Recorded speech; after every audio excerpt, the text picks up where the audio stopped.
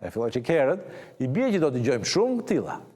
E kemi marrë vendin me 90 miliardë euro në total, dhe sot jemi në afro 27 miliardë. Qiko, shumë dakor, është rritur ekonomia. Më lërë të ta quaj, përsa këtë si të atyre që nga dëgjojnë, unë do marrë shifrat në lek, kjo në euro. Gjithsesi, rritja ekonomike në lek është gati dyfishuar, si që shini edhe tek tabela. Tani, pyetja që unë kam është, ku shkoj gjithë kjo rritje ekonomike? Do me thënë, kush i hëngri parat e rritjes ekonomike? Sepse ideja është që një shtet funksionon si një familje. Kur familja fiton para, atë para që sjellin, e ndajnë të gjithë. Do me thënë, e përfitojnë që të gjithë. Nuk e ha vetëm babaj, për shembull. Kështu funksionon edhe shteti. Kur ekonomia rritet, qeveria kujdeset që kjo rritje ekonomike të shpërndajë të gjithë. Pra të hanë të gjithë. Dhe jo, ca të hanë, e ca të vdesin. Kur rritet ekonomia, duhet haj biznesi. Po duhet haj dhe i punësuari.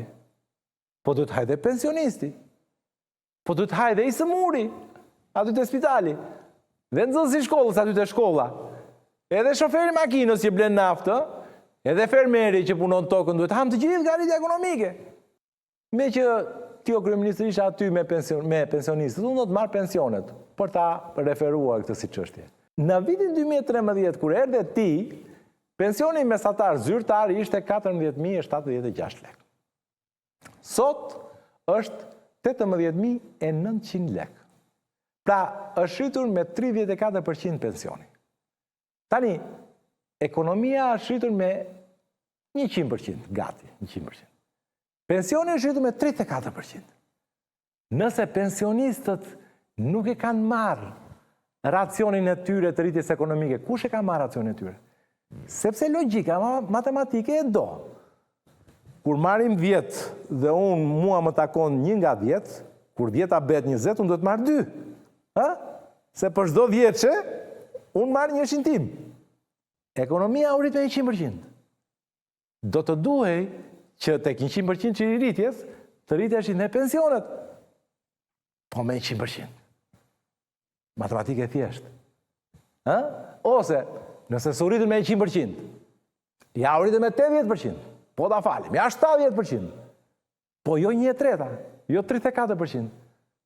Se nëse ne mburemi që kemi rritje ekonomike, po këtë rritje nuk e gëzojmë të gjithë, po vetëm një grush njerëzish, atëre mos thuaj që jemi rritur, thuaj ata, ai grupi, oligarkët, ata janë rritur.